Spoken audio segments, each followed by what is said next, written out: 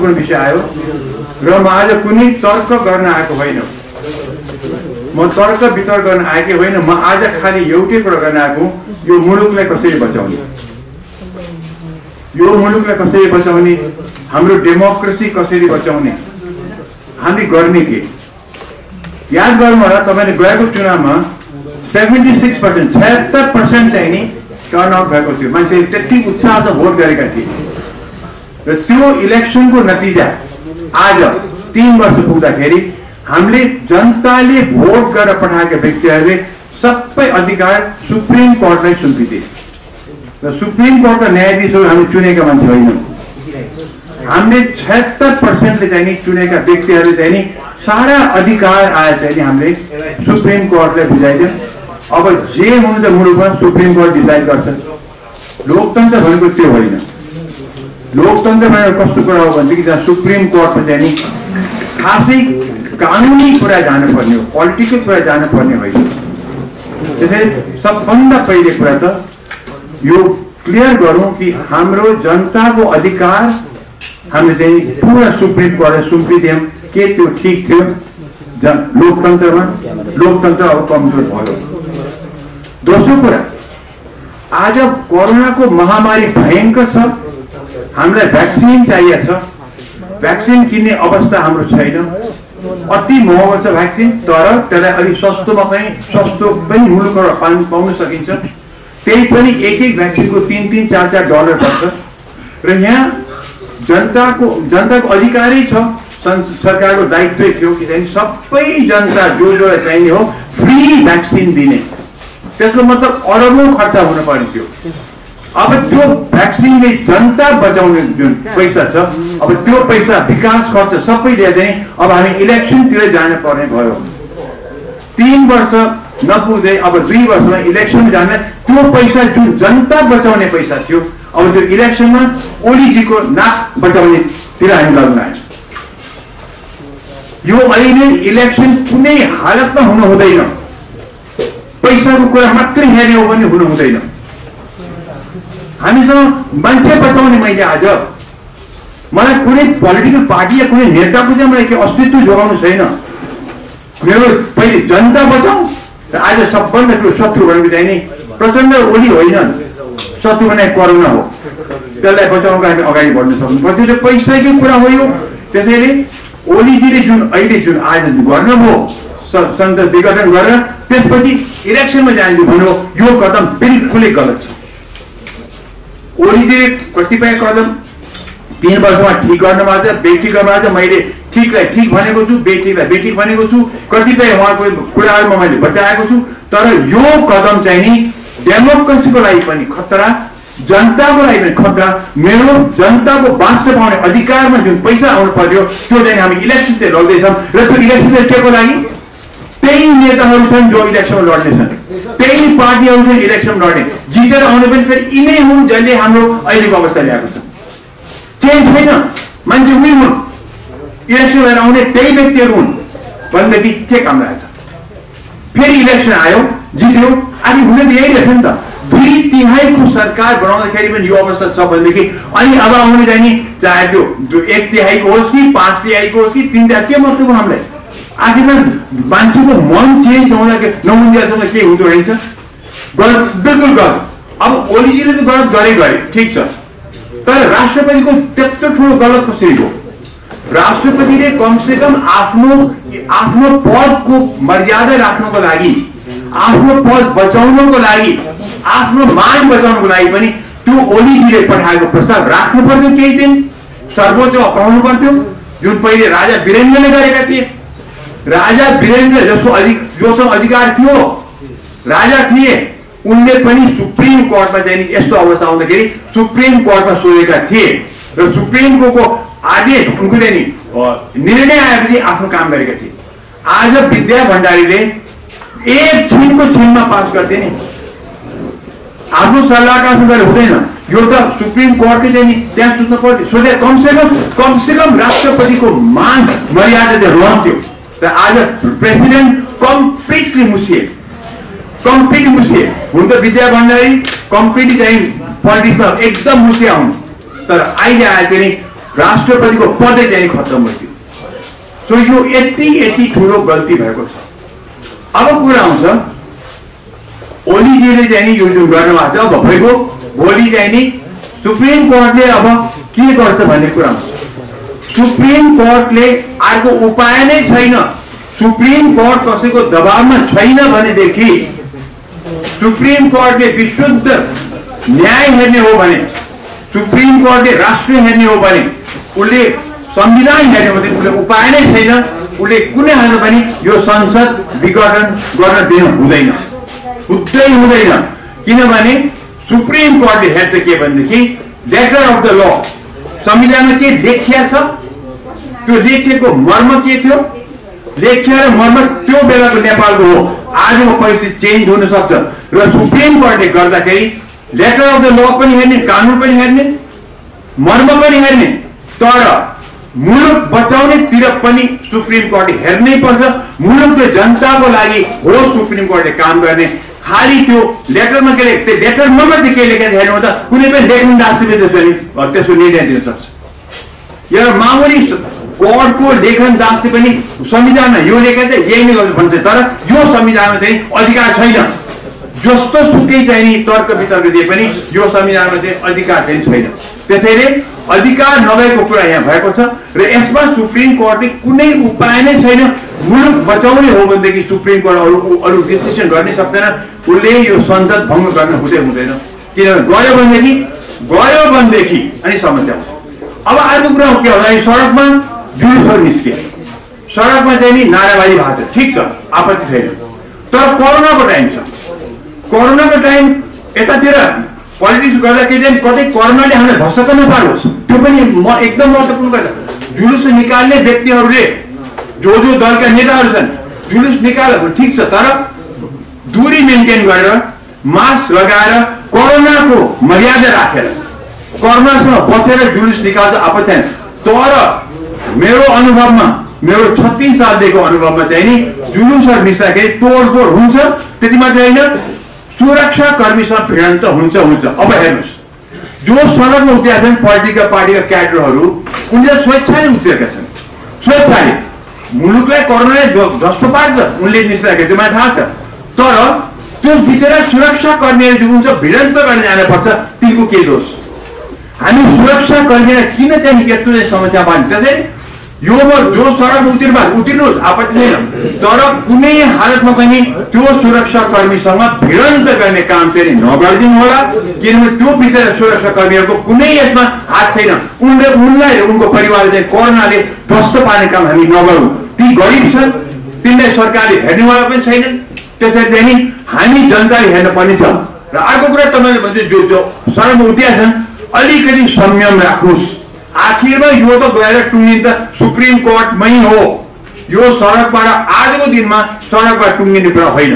त्यसैले धैर्य गरौँ, हामी साङ्केतिक जुलुस निकालौँ, साङ्केतिक नाराबाजी पनि गरौँ, तर सुप्रिम कोर्टको छिटोमा छिटो चाहिँ निर्णयलाई पर्खौँ। र मेरो विचारमा त्यो निर्णय कम्प्लिटली भन्छ, निर्णयले चाहिँ संसद विघटन गर्न हुँदैन भन्छ। तर त्यसपछि केही गरेर सुप्रिम कोर्टले ओलीकै लाइनमा गएर विघटन गर भनिदिएपछि अनि त्यस बेलामा चाहिँ नि म तपाईँलाई बताउँछु, अहिले कोरोना होस् कि नहोस् त्यस बेलामा पक्की मुलुकमा दन्दनी आगो चाहिँ बल्छ। यो पक्का कुरा छ। त्यसैले सुप्रिम कोर्टले पनि यो कुरा विचार गरेर आफ्नो निर्णय गर्छ। उसलाई मैले गर्न खोजे होइन, इन्फ्लुएन्स गर्न खोजे होइन, खालि भन्न खोजे कि मुलुकको हित पनि हेरेर तपाईँले निर्णय गर्न सक्नुपर्छ। र यो पनि मलाई थाहा छ कि आज तपाईँलाई त्यो गर्न कुनै बाधा छैन कि संविधानमा डाइरेक्टली यो ओलीजीलाई यो अधिकार छैन कि यो संविधान यो संसद विघटन गर्ने। र इनफ्याक्ट यही प्रधानमन्त्रीले संसद विघटन गर्छन् भनेरै चाहिँ नि यो क्लज चाहिँ नि यो राखिएको छ संविधानमा र यो अधिकार नदिएको कारण पनि त्यही हो। त्यसैले यो अब ओलीजीले अहिले केही समय पर्खेर के र उहाँले यो गरे क्या कारण के भने उहाँलाई उहाँको विरोधमा नि त्यहाँ अविश्वासको प्रस्ताव आउँदैछ भन्ने त्यो त देखियो, पक्कै देखियो। तर त्यो त सामना गर्न सक्नु पर्थ्यो, त्यसरी भाग्ने होइन नि। ओली जस्तो चाहिँ एउटा त्यस्तो खम्बा जस्तो प्रधानमन्त्रीले चाहिँ नि उनी सामना गर्न पर्थ्यो। र हेर्नुहोस्, संसदमा हार्नु कुनै बेइज्जत हुँदैन। तर अब पार्टीले निष्कासन गर्छ, निष्कासनको दाग लाग्यो त त्यो त ठुलो दाग हो नि त। त्यो किन नबुझ्या? यत्रो माहिर पोलिटिसियनले संसदमा गएर हार्नु जित्नुमा कुनै ठुलो कुरा छैन। त्यो चाहिँ त इज्जत पनि होइन, बेइज्जत पनि के पनि होइन, त्यो त चल्तीको कुरा हो। तर अब पार्टीमा जुन यो पार्टी बसेछ कम्युनिस्ट पार्टीको, उसले त डेफिनेटली अनुशासनमा चल्छ भनेको छ। यो त निष्कासनै हो। अब ओलीमाथि यत्रो चार्ज आयो, उसले दाग लाग्नु सक्दा उसले त फेस गरेर हुन्थ्यो, फेस गर्नु पर्थ्यो नि। आगो छ भने फेस गर्न सक्नुपर्छ, त्यो पनि नगर्ने। अनि लुसुक चाहिँ अर्को बाटो अप्नाउने, जुन बाटो चाहिँ नि मुलुकलाई चाहिँ ध्वस्त पार्ने अवस्थामा गइरहेको छ। मैले यसको त तर्कै बुझिनँ। त्यही पार्टी हुन्, त्यही मान्छे इलेक्सनमा जाने हुन्, त्यही नेता हुन्, यही अवस्था हुने, यही मान्छेले घुम्ने मेचमा घुमाइरहेर के फाइदा हुन्छ हामीलाई? यो चाहिँ नि मैले बुझ्न सकिनँ के। त्यसैले चाहिँ नि अहिले मुलुक धेरै ठुलो सङ्कटमा परेको छ। र यो पनि बताइदिउँ, यसको चाहिँ नि हामी दोषीहरू हेर्ने हो भनेदेखि कोही पनि यसबाट चाहिँ छुटकारा पाउन सक्दैन।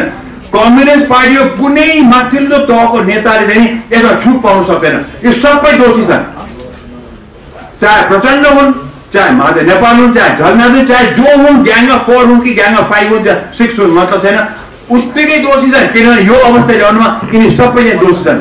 बढी दोषी चाहिँ को डाक्टर साहब? आजको दिनमा संसद विघटन गरेको हुनाले ओली नै दोषी हुन्, तर यो अवस्था निम्त्याउनुमा चाहिँ नि यी सबै पनि दोषी छन्। प्रक्रियामा यो आजै पुनः पनि दोषी छन्। किनभनेदेखि एउटा बनाऊ, हरिणलाई पनि बाघले लखट्दै गयो भनेदेखि एक पोइन्टमा पुगेपछि जब हरिण थाहा छ कि म मर्छु भने परेपछि उसले पनि थाहा छ मर्छु भनेर पनि उसले सिङले चाहिँ बाघमाथि एट्याक गर्छ। र ओलीले चाहिँ घ्याक्दै ग्याङमा 4ले घ्याक्दै ल्याएर चाहिँ त्यो भित्तामा पुऱ्याएपछि उसले चाहिँ हरिणले गरासकेर बाघमा एट्याक गरेको। तर ओली जस्तो माहिर पोलिटिसियन मैले जहिले पनि ओली जतिको यो राजनीतिको नेपालमा छँदै छैन। आजको दिनमा सबै नेता एकातिर राख्नु, ओली एकातिर राख्नु, ओली नै उसकै नै भारी हुन्छ पल्ला भनेको जहिले पनि मैले भनेको थिएँ। र त्यो मैले देखेँ अस्तिको दिनमा जब ओलीजी प्रचण्डको घरमा गए, बादललाई भेट्न गए, त्यो लास्ट डे थियो ओलीजीको चुलीमा पुगेको राजनीतिक माहिरपन त्यो चुलीमा थियो। जब भोलिपल्ट संसद विघटन गए त्यो चाहिँ गन्धराङ गुन्द्रुङ गयो। जस्तो प्रचण्डलाई मैले एक जमानामा प्रचण्ड नै भन्थे, जब इलेक्सन चाहिँ उनको चाहिँ पक्षमा जान आएन, राति 2 बजे चाहिँ उनले चाहिँ म मान्दिनँ भने उनी चकनाचुर भएका थिए। ओली मेरो उसमा चाहिँ माहिर पोलिटिसियन त्यो दिनसम्म कस्तो गजब गरे। प्रचण्डलाई पनि ओहो ओली त अब गए बिते खत्तम भए, म कहाँ चाकरी गर्न आए, बादल कहाँ गए, वामदेवले यो आश्वासन दिए सबैलाई, ओ यस्तो चक्री ओली त खत्तम भएछ बिचरा त भन्ने अवस्था पुर्याएर भोलिबाट सबैको ठ्याक्कै खत्तम गरे। त्यो भन्दा ठुलो चलाकी कुनै हुनै सक्दैन। यो त राजा महेन्द्रले गरेको कुरा जस्तै हो। बताउँछ मेरालाई, जब राजा महेन्द्रले पुसको जो 17 साल गरेका थिए नि, त्यस बेलामा सुवर्ण शमशेर राजाको नजिक थिए। सुवर्ण शमशेर चाहिँ कलकत्ता जानु थियो र सुवर्ण कलकत्ता जानु थियो कुन दिन हो। र त्यो सुवर्ण शमशेरले राजाले चाहिँ अब अलिक माया गर्ने के भन्ने, तिमी कहिले जाने कलकत्तामा सोधे। सरकार म चाहिँ पुसको कति गर्थेँ, होइन काम गर्नु छ गइहाल्न भने उसलाई 7 दिन लगाइने भगाइदिए। बिपीले चाहिँ नि, अनि बिपीको चाहिँ नि पुसको कति 2-3 दिन अगाडि चाहिँ नि एक गरेको उसले बाहिर जान्थ्यो, नेपाल काठमाडौँ बाहिर जान्थ्यो। राजाले के भन्यो, त्यो दिन त खराब छ, तिमी नजाऊ त्यो दिन, त्यो पर्खान भने कति माया गरेर देखाए, भोलिबाट खत्तम पारिदियो। यो ओलीले पनि एक्ज्याक्टली त्यही गरेको। मैले पनि त्यो दिनसम्म ओलीजी माहिर पोलिटिसियन, भोलिपल्ट जब संसद विघटन गरे, चकनाचुर पारे, आफ्नो इज्जत पनि गए, नेपाललाई पनि एकदम ठुलो सङ्कटमा पारे। त्यो अवस्थाले पनि सिकेँ भने के चाहिन्छ के सोधेन मलाई होइन। इलेक्सनमा जानै सक्दैन, जानै हुँदैन, के कुरा गरे भने सुरुमै भन्दै नि इलेक्सनमा जाने कोरोनाको लागि पैसा म छुट्टा भ्याक्सिनको लागि कि म आज इलेक्सन लड्छौँ। म यी पोलिटिसियनलाई यही आउने हुन् चुनिएर, यही पार्टी हुन्, यही नेता हुन्, यही अवस्था हाम्रो घुम्ने मेचमा अन्धो मान्छे बनाएर भइसक्यो त। डाक्टर साहब, यदि सुप्रिम कोर्टले संसद पुनर्स्थापना गरिदिएन भने के देशमा राजनीतिक सङ्कट उत्पन्न हुन्छ, सङ्कटकाल लाग्छ?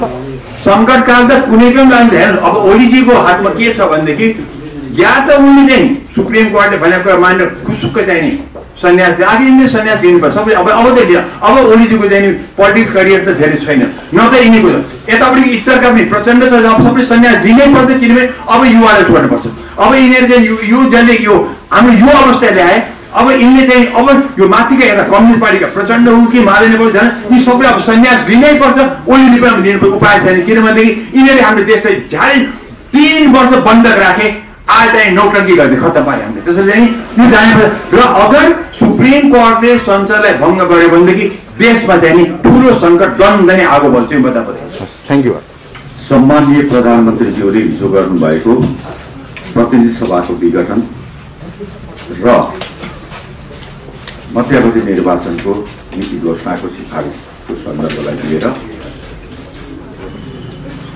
ठुलो नयाँ एउटा माहौल सृजना भइरहेको छ नयाँ गम्भीर प्रश्न हाम्रो सामु अगाडि देखिएको छ विषय पनि जनताबाट निर्वाचित प्रतिनिधि सभाको 5 वर्षको अवधि नपुग्दै विघटन हुने कुरा दुःखद विषय हो हामी त्यसलाई सही भन्ने बताउन सक्दैनौँ तर त्यो कुन परिस्थिति कुन कारणले प्रतिनिधि सभाको विघटन हुन पुग्यो यो कारणहरू भित्रै पसेर हामीले खोतलेर हेर्ने बुझ्ने विश्लेषण गर्ने मनन गर्नुपर्छ झन्डै 2/3 बहुमतको नेकपाको सरकारले राष्ट्र निर्माणको अभियानमा अगाडि बढाइरहेको थियो समृद्ध नेपाल सुखी नेपाली निर्माण गर्ने अभियानमा निर्माणका प्रशस्त आयामहरू जनतासँग सरोकारका जनताका सुविधाका समृद्धिका आयामहरू थप्दै लगिरहेको थियो 13 वटा इन्डिकेटर सूचकहरूमा सुधार आएको थियो कति विषयमा त हामी दक्षिण एसियामा नै कोभिड नियन्त्रण गर्नेमा हामी दक्षिण एसियामा सबैभन्दा सफल छौँ समृद्धिको अभियानमा पनि हामी अगाडि बढिरहेका छौँ आर्थिक वृद्धि कहिले पनि भएको थिएन 7% राष्ट्रिय आय त्यो अवस्थामा हामी पुगेका थियौँ यो कोभिडले सताइरहेको बेलामा पनि झन्डै 5% को हाराहारीमा राष्ट्रिय आयको अवस्था छ हामी अगाडि बढिरहेको अवस्था थियो तर यसलाई हामीले दुर्भाग्य मान्नुपर्छ नेपालको राजनीतिको दुर्भाग्य मान्नुपर्छ यो अहिले मात्रै होइन हामीले 15 सालदेखिको इतिहासलाई हामीले हेर्यौँ भने पनि प्रधानमन्त्रीहरूले कति समयमा बाध्यतावश पनि उनीहरूले आन्तरिक र बाह्य समस्याहरू झेल्दै आइरहेको प्रतिनिधि सभा संसद विघटनको निम्ति बाध्य रहेको अवस्था हामीले देखिरहेका थियौँ अहिले सम्माननीय प्रधानमन्त्री केपी शर्मा ओलीले पनि बाध्यतावश यो दुःखद खालको कारबाहीलाई अगाडि बढाउनु पर्यो पार्टी भित्रै रहेका केही नेताहरूका कारण उहाँहरूले सरकारले गरेका कामको कुनै पनि समयमा जस नदिने अगाडि बढ्न नदिने खुट्टामा अल्छो मात्रै राख्ने हलो अटाउने गोरु पड्काउने जति बेला पनि बाह्य आक्रमण सहन सजिलो हुन्छ आन्तरिक आक्रमण गाह्रो हुन्छ किन भन्ने आउला तर नेपालको राजनीतिमा सबै पार्टीहरूमा यो छ नेपालको राजनीतिक इतिहासलाई हेर्यौँ भने धेरै अगाडिदेखि यस्ता षड्यन्त्रहरू चलिरहेको छ अहिले ओली सरकार पनि त्यो षड्यन्त्रको शिकार बनेको थियो बाध्य भएर उहाँले यो एउटा दुःखद कडा कदम चाल्नु पर्यो वास्तवमा यो राष्ट्रलाई जोगाउनको लागि लोकतन्त्रलाई जोगाउनको लागि सार्वभौम सत्ताको रक्षा गर्नको लागि विदेशीहरूको सामु नझुक्ने हाम्रो शिरलाई ठाडो उठाउनको लागि समृद्धिको अभियानलाई अगाडि बढाउनको लागि यो दुःखद कदमलाई अगाडि चाल्नु बाध्य हुनु पर्यो उहाँले यदि त्यस्तो नगर्ने हो भने अब योभन्दा पछाडिका सिन करिब कब्जामा जाने सार्वभौम सत्ताको रक्षा नहुने कसैको इशारामा खेलमा दौडिने समृद्धिका अभियानहरूलाई अवरुद्ध पार्ने यो परिस्थिति टड्कारो रूपमा देखिएको छ भोलिको सिनले स्टेप बाई स्टेप ती कुराहरू हामीलाई बताएको छ कब्जा निरङ्कुशताको दाउ कसैले खेल्दैछ त्यसैलाई रोक्नको लागि लोकतन्त्रलाई बचाउनको लागि जनतालाई बचाउनको लागि उहाँले यो दुःखद कदम अगाडि बढाउनु भएको अब यो संवैधानिक छ कि छैन भन्ने विषयमा संविधानले बताएको छ यो त प्रधानमन्त्रीको विशेष अधिकारको कुरा हो संविधानको धारा 85 ले त्यही कुरा किटान गरिदिएको छ। संविधानको धारा 76 को साथले यही विषयलाई प्रधानमन्त्रीले विघटन गर्न सक्छ भन्ने विषयलाई किटान गरिदिएको छ। प्रधानमन्त्रीले यो संसदको जुन विघटन गर्नुभएको छ यो ताजा जनादेशको लागि हो। लोकतन्त्रमा ताजा जनादेशको आवश्यक पर्छ। यदि धमिलो आयो, प्रश्नहरू कतैबाट उठ्यो भने जनताको बीचमा जाने कुरा त लोकतान्त्रिक प्रक्रिया हो। यो संविधानले दिएको संवैधानिक प्रक्रिया हो। संसारमा चलिआएको जता पनि जुनसुकै लोकतान्त्रिक समाजमा चलिआएको प्रक्रिया हो। त्यही प्रक्रियालाई ताजा जनादेशको लागि उहाँले अहिले यो एउटा कदम अगाडि बढाउनु भएको छ। क्षणिक रूपमा हेर्दा यसले हामीलाई सङ्कट पारे। म पनि एउटा सांसद हो, 3 वर्ष पनि भएको छैन। म प्रतिनिधि सभाको सदस्य निर्वाचित भएर आएको। मलाई पनि 5 वर्ष पुगोस्, मेरो कार्यकाल यति काम गर्नुपर्नेछ भन्ने मलाई पनि लागिरहेको थियो। तर मलाई अहिले त्यो भन्दा पनि ठुलो कुरा भनेको राष्ट्र हो, जनता हो, संविधान हो, लोकतन्त्र हो। त्यसको रक्षाको निम्ति उहाँले गरिरहनु भएको छ। यहाँ कति साथीहरूले व्यक्त गर्नुभएको छ, उहाँहरूले सुन्नै नसकिने, भन्नै नसकिने राजनैतिक शब्दकोशभित्र एउटा नैतिकवान मान्छेको शब्दकोशभित्र व्यक्त गर्न नसकिने खालका शब्दहरू पनि मैले आज सुने प्रधानमन्त्रीज्यूलाई भने। तर मलाई लाग्छ राजनैतिक शब्दकोशमा यस्ता फोहोर शब्दहरू हुँदैन। म त्यस्तो शब्दहरूलाई उहाँको स्तर के हो त्यही शब्दले बताए, म त्यति मात्रै भन्छु। उहाँको उद्देश्य के हो त्यही शब्दले बताए, हैसियत के हो त्यही शब्दले बताए। म ती शब्दहरू प्रयोग नगर्छु। तपाईहरु सबैले सुनिबस्नु भएको छ। तर हामी ढुक्कसँग यति कुरा भन्न सक्छौं, राष्ट्रलाई जोगाउनको लागि यो एउटा दुःखद कदमलाई अगाडि सार्नु पर्यो। लोकतन्त्रका लागि अगाडि सार्नु पर्यो। ताजा जनादेश प्रश्न उठ्यो,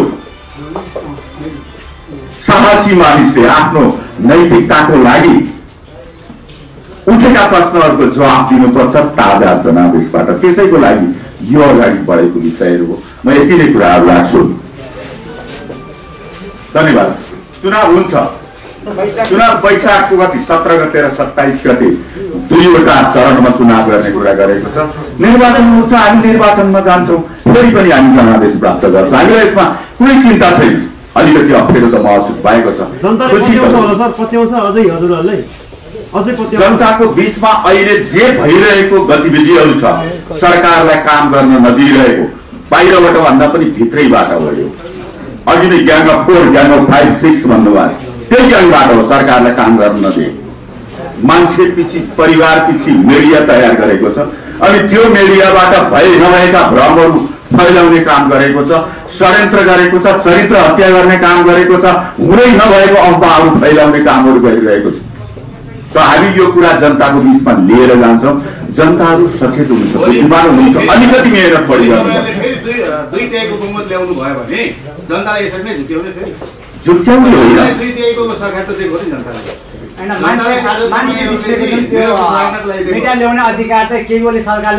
अब यो हामीले आफूले चाहे जस्तै गरेर सामाजिक प्रक्रिया अगाडि बढ्दैन। बीचमा अवरोध आउँछ। हामीले चाहँदै नचाहेको डिजास्टर आउँछ, चाहँदै नचाहेको कोरोना आउँछ। हाम्रो गन्तव्यलाई, हाम्रो उद्देश्यलाई केही बीचमा अल्मल्याउँछन्। तर हामी सकेसम्म त्यो उद्देश्यलाई जनताको बीचमा स्पष्ट पार्छौँ। फेरि पनि हामी सुधारको बाटोबाट, फेरि पनि हामी जनताको हितको बाटोबाट हामी अगाडि जान्छौँ। जनतामा मिल्छौँ। हाम्रा कार्यकर्ता छन्, नेताहरू छन्, एकदम स्थापित लामो समय अगाडिदेखिको पार्टी छ। जनतामा जनताको विश्वास प्राप्त गरेको नेता कार्यकर्ताहरूको ठुलो पंक्ति छ। यो पंक्तिले जनतालाई विश्वास गर्छ, जनताको पक्षमा काम गर्न हुन्छ भन्ने मलाई लाग्छ। यसरी दाबी गर्दै गर्दा नागरिकता हाँसिरहेका छन्, जबकि प्रतिपक्षले सरकार ढाल्न खोजेको भए संसद विघटन गर्नु स्वाभाविक हुन्थ्यो, मानिन्थ्यो। तर आफ्नै दलभित्र सहमति नहुँदा संसद विघटन गर्ने अनि त्यसपछि लोकतन्त्र रक्षाको लागि, समृद्धि अभियानको लागि भन्दा जनताले पत्याएनन् नि त नेताज्यू। यो दुःखद कुरा हो। तपाईले भन्नुभएको प्रश्न सही प्रश्न हो। म यसमा विमति राख्दिनँ। मैले भनिहाले आन्तरिक षड्यन्त्रका कारण यो एउटा समस्याहरू आएको हो। यो हामीले यसलाई स्वीकार गर्छौँ। एकदमै ठुलो, बाहिरी त्यति ठुलो आक्रमण होइन। बाहिरकोले त चाहने स्वाभाविकै हो नि।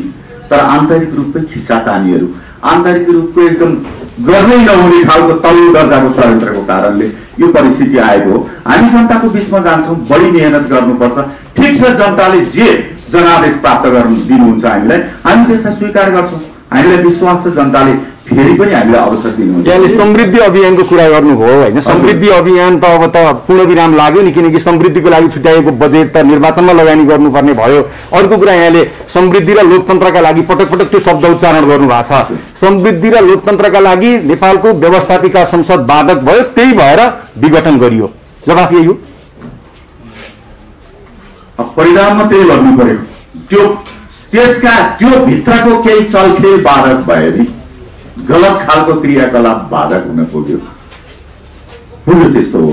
अब तपाईहरु समृद्धिको अभियान चाहिँ रोकिँदैन, किनभने सरकारले गर्ने जे जति कामहरू छ नि अहिले अगाडि बढाइरहेको सरकारले गरिरहेको ती कामहरू त कुनै कामहरू पनि रोकिँदैन, बजेट कार्यक्रमहरू रोकिँदैन, तिनीहरू सुचारू रूपमा अगाडि जान्छ। चुनावको लागि केही छुट्याउनु पर्ने हुन सक्छ, त्यसको अर्को व्यवस्था गरेर जानुपर्छ। सरकारले सक्छ नि, विकास निर्माणको कामहरू रोकिँदैन, कार्यक्रमहरू रोकिँदैन, आयोजना रोकिँदैन। अबको चुनावमा तपाईहरु एमाले माओवादी भएर जानुहुन्छ कि नेकपा भएर जानुहुन्छ? हामी नेकपा भएर जाने कोसिस गर्छौँ। अझै पनि तपाईहरुलाई विश्वास छ हामी कोसिस गर्छौँ नेकपा भएर, त्यो नेकपा नै भएर हामी निर्वाचनमा जान्छौँ, सूर्य चिन्ह लिएरै हामी निर्वाचनमा जान्छौँ। ठुलो पंक्तिले त्यही नेकपालाई जसलाई हामीले नेतृत्व गर्छौँ त्यसैलाई विश्वास गर्नुहुन्छ। हामी यसमा ढुक्क दृढ छौँ, एकदम विश्वासी छौँ हामी यसमा।